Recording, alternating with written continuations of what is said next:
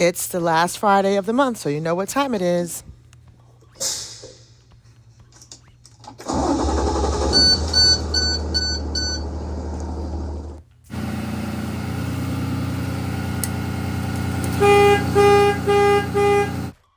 It's Field Trip Friday. I hope you have your permission slip signed. Can you guess where our field trip will end up today here in the DMV?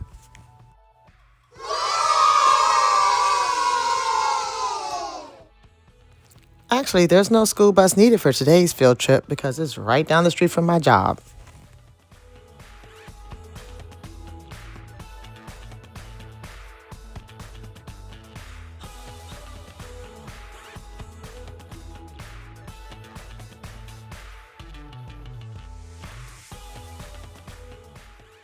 Yes, it is a bit of a walk, but I got my steps in for the day. That's all that matters.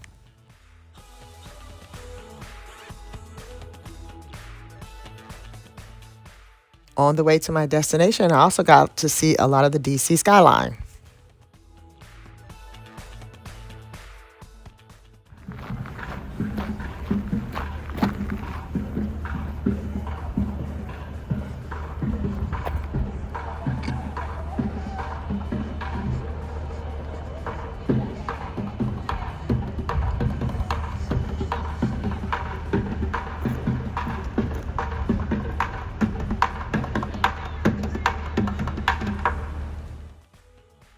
And we're almost there. Can you guess where we're going? Did you see that? Do you know what building that is?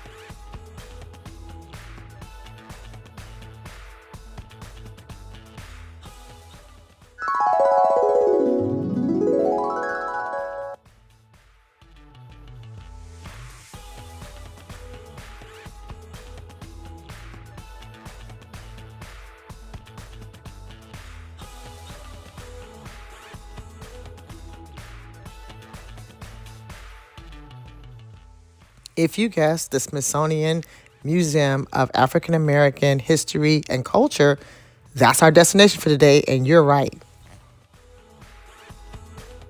Today's field trip is chaperoned by Brooklyn and Bronx. Let's get into the background of this magnificent building.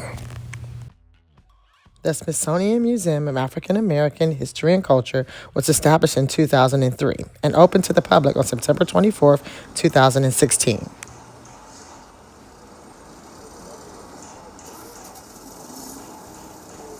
This magnificent museum was placed on the National Mall in Washington, D.C., adjacent to the Washington Monument.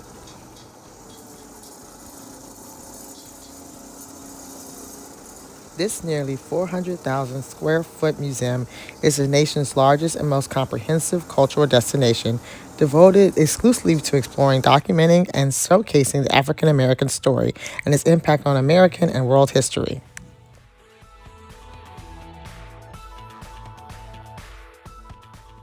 In 2009, architect Phil Freeland and his team won the international competition to design the newest addition to the National Mall, this museum. After its completion in 2016, this museum became the largest African American centered museum in the country.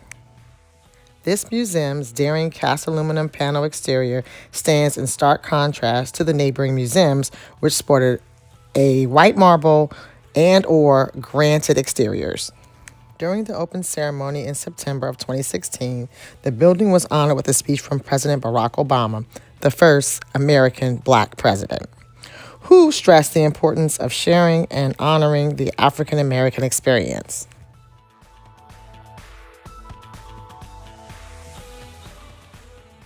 Now, when you first walk into this museum, the artwork hits you like a ton of bricks. It's magnificent, glorious. It's just too many words to describe what you experience as soon as you walk in the door.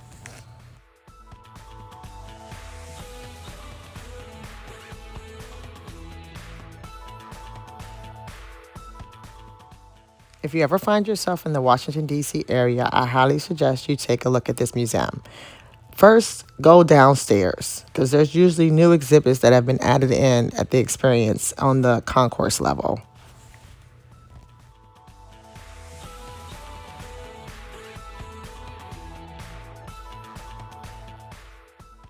At the Vanguard is one of the newest exhibits here in the museum.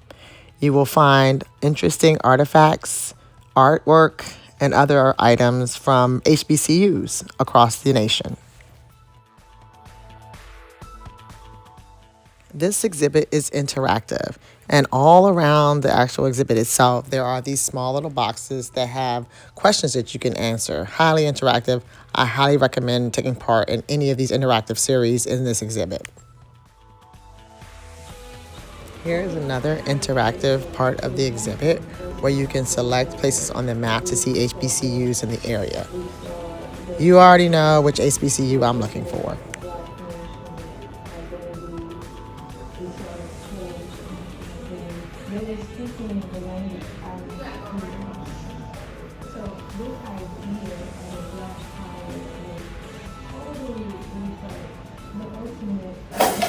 Let's go!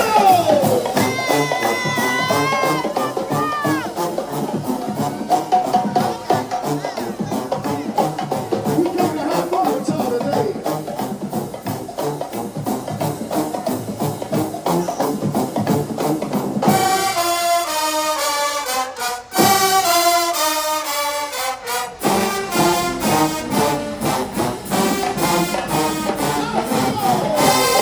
Essence of family, the students embraced me and showed me that I belong here. First, let me tell you this. This museum is huge. It's 4 levels, and you cannot possibly see everything in one day.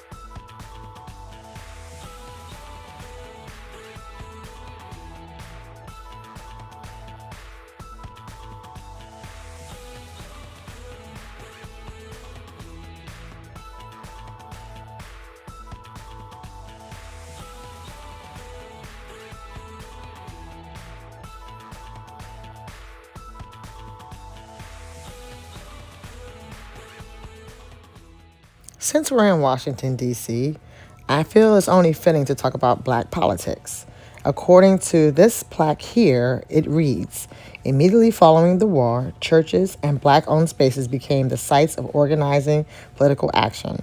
At these meetings, African Americans presented new views of citizenship that included the right for everyone, man, woman, or child, to stand up, vote, and be heard. Over time, African American men moved into more traditional leadership roles, yet the concept of shared authority persisted, especially among women.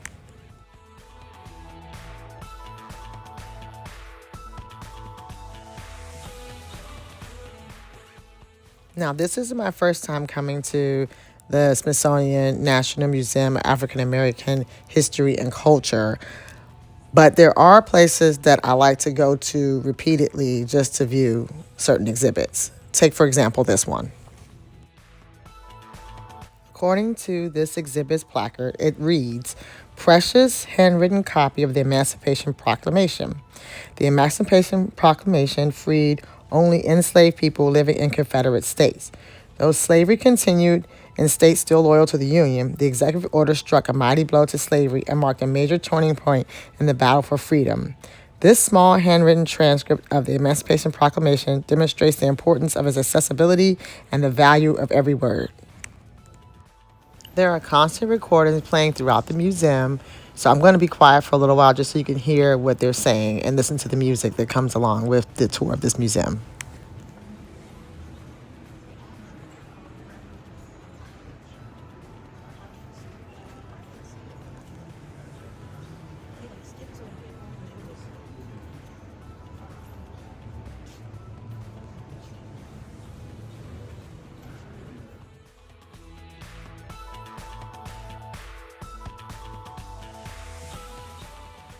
This is another exhibit that I like to visit whenever I come to this museum. You know who this is, Miss Ida B. Wells. I did a whole piece on her for Black History Month in previous years. I do have the collectible doll. She stays on my shelf year round. And I just think that she's an amazing woman, resplendent, as we say. Now, here's another exhibit that I like to visit when coming to this museum. It is the All Black Towns exhibit.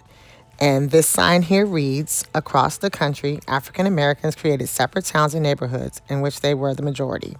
Here they had greater independence, an opportunity to buy land, build churches, and establish schools. In the long run, these communities had varying degrees of success, but they all represented the desire for African Americans to create refuge from the hostility of the outside world. And here we have the Jones Hall's Sims House. The placard out front reads, the original 1.5-story structure was simple in form and typical of the era, constructed of notches of logs that had one large room in the main floor and another on the second. Parents slept on the main level and the children upstairs. A stove near the center of the house provided heat, and Richard Jones, one of the founders of Johnsville, Maryland, built the house.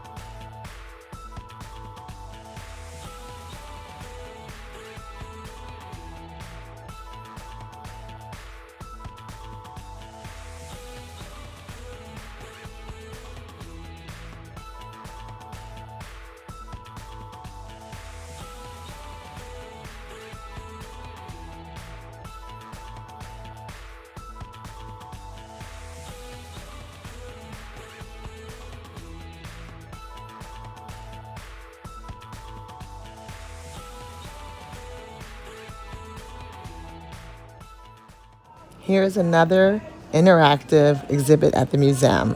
I took the time to go over and try to play along with it, and I'm just going to let you watch and see what happens.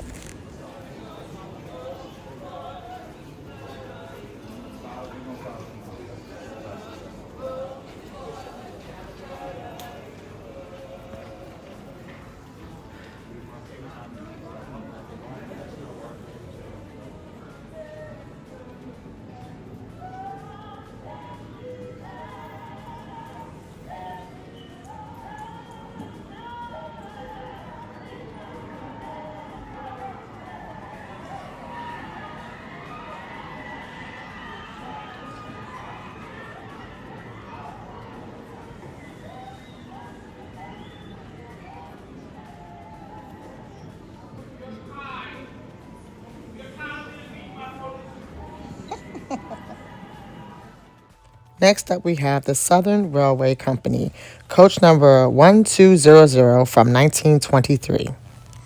The placard at the entrance of this exhibit reads as follows. For most of the 20th century, long distance travel meant taking a train. For African Americans, such travel often meant hours or days of segregation accommodations throughout the South and much of the Midwest. This particular railroad coach, extensively rebuilt inside and out in 1940, was meant for long trips.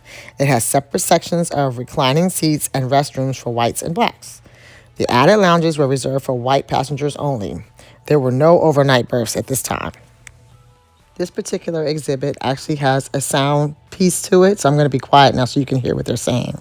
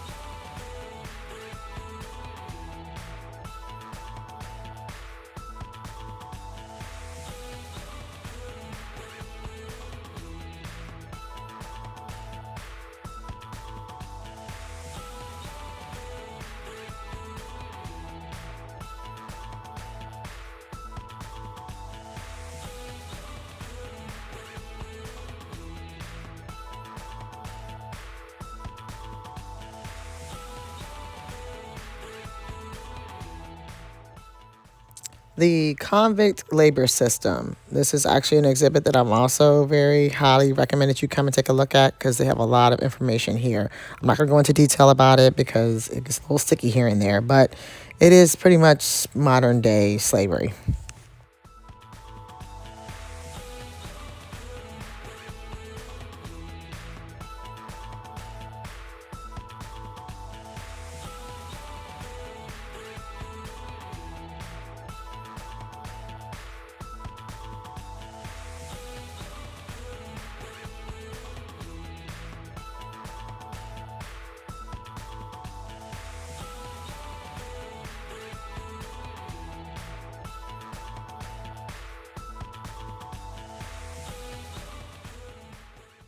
Now, another exhibit that I always visit when I come to this museum is the Emmett Till exhibit.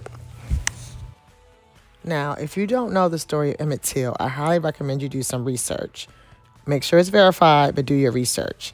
Now, this exhibit does not allow photography, so I can't show you all the things that are inside of this exhibit. However, you must know that this is a very powerful and moving exhibit, and I highly recommend if you find yourself in this museum, go straight there.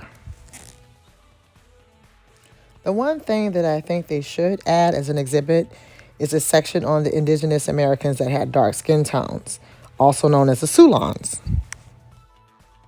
Here is the Sulan flag. And here is some information about the flag, but you know what? I'm going to have to do a whole nother video just on this alone. It's a lot of information. According to the website Sulan.com, the Ethenim Sulan or Sulani, coined by its creators T. Roy Merrick, Dwayne Coleman names a distinct set of people whose identity emerged within the North American country through long-term historical presence, cultural development, and social continuity. Ceylon, originally Soul American, is not presented as a simple label or a claim of external origin. Now and forever means soul autochthonous American. Soul because we are more than our phenotype or lookerism. We have a soul frequency connection. You know, like when you see another black person across the room and you can give a look and they know exactly what you mean without saying a word. It is an ethnic designation grounded in how people are understood to form through shared historical conditions, adaptive cultural practices, and intergenerational continuity within a specific place.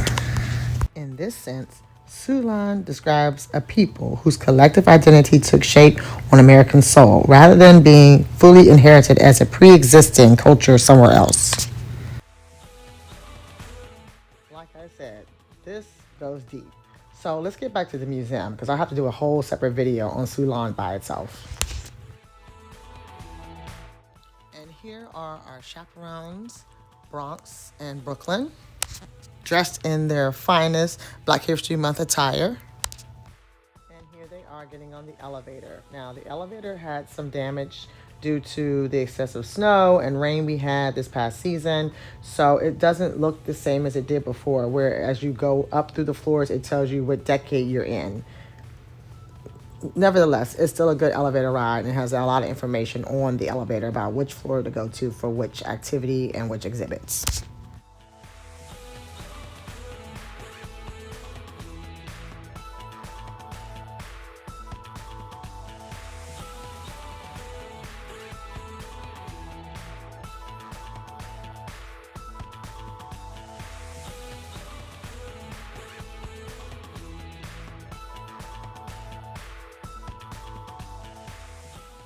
Overhead selfie. Outfit of the day check. Now, as we take this long elevator ride all the way up to the fourth floor, let's get into Brooklyn and Bronx's Black History Month t-shirts that I sewed myself. These shirts that I made for them, I sewed myself, and they have words on them like inspire, empower, dream, lots of words to kind of get the Black History Month theme into play in action.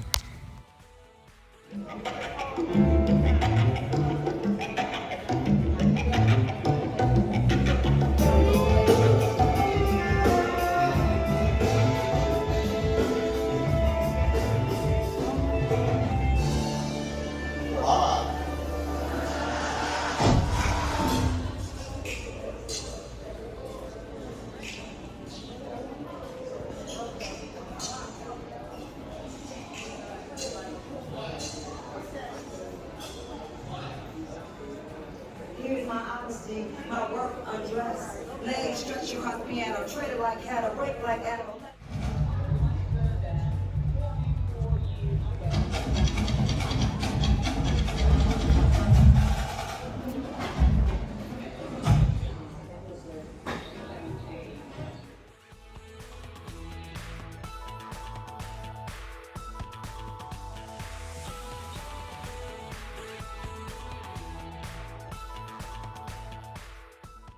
There's an exhibit there on the expression through hair for the African American culture.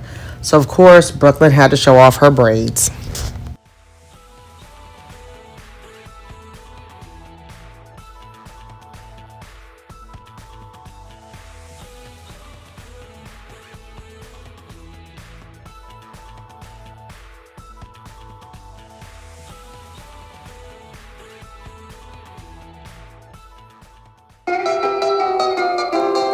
It was a teenage wedding and the old folks wished him well. You could see that Pierre did truly love the man.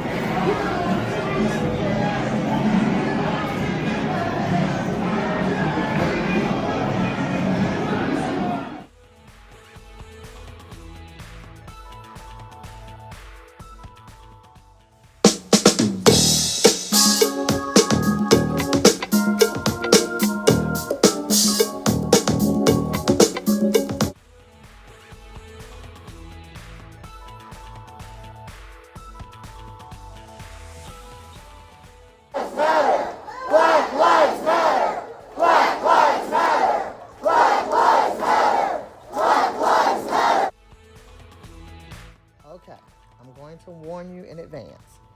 Do not put all lives matter in my comment section below on this video.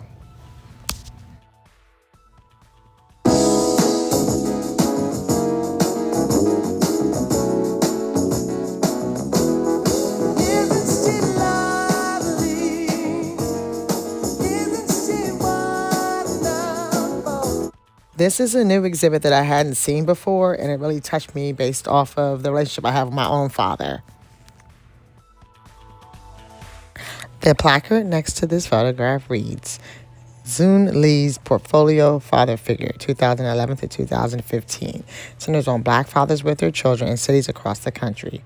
The artist states, rather than accumulate a series of portraits, my aim was to build trusted relationships and immerse myself in these fathers' lives to get a sense of how they negotiate.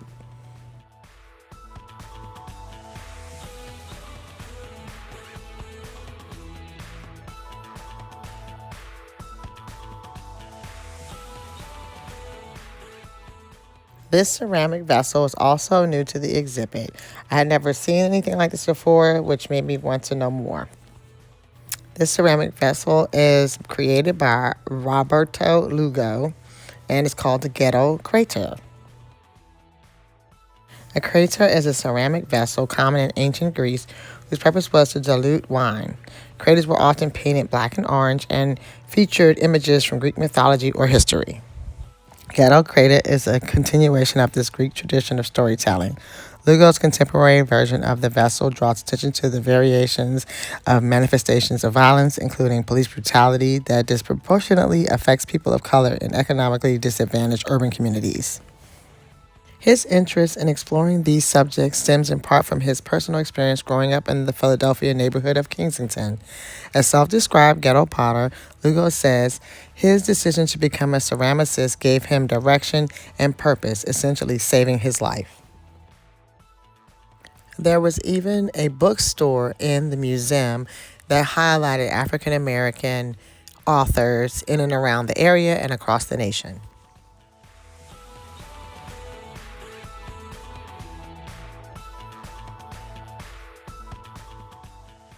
Brooklyn and Bronx found a display on dolls.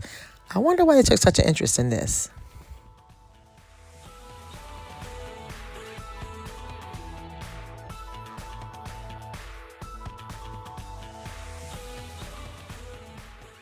The display here reads as follows. D for Dolls.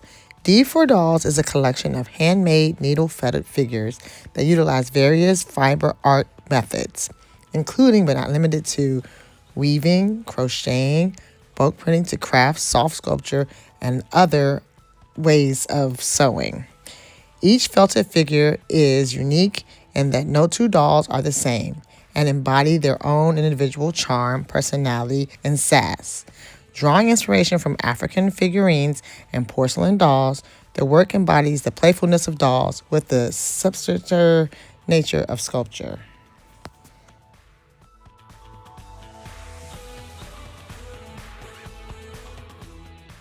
Now, you know I had to get something from the bookstore to show my support for the museum, but I'll show you more about that later.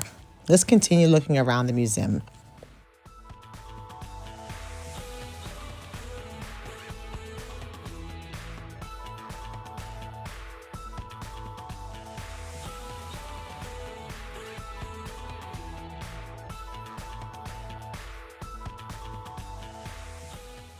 Now, what kind of museum does not have a cafe?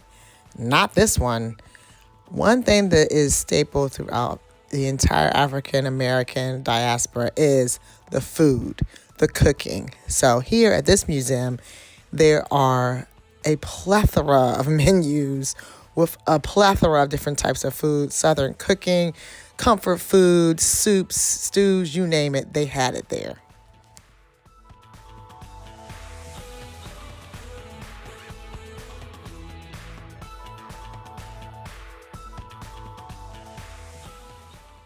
This food counter here was labeled Agricultural South, and it displayed foods like fried chicken, macaroni and cheese, collard greens, all Southern comfort foods that I remember from my childhood.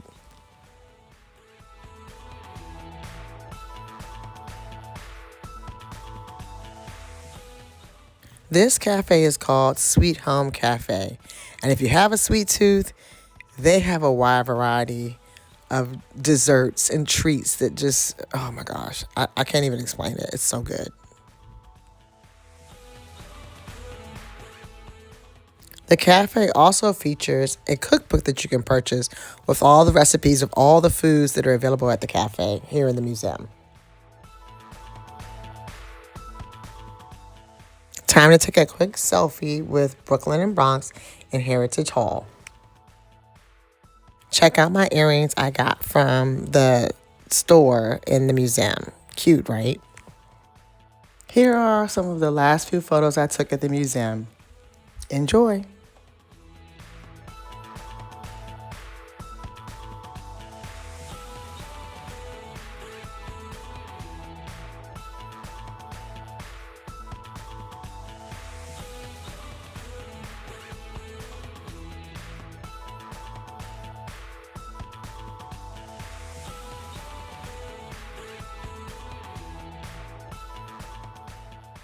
Well, I guess that's it. Brooklyn and Bronx said they are exhausted.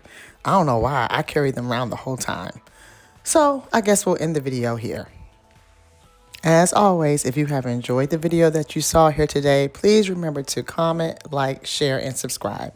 And we will see you here next time on At Mama Bear Jenny Dolls.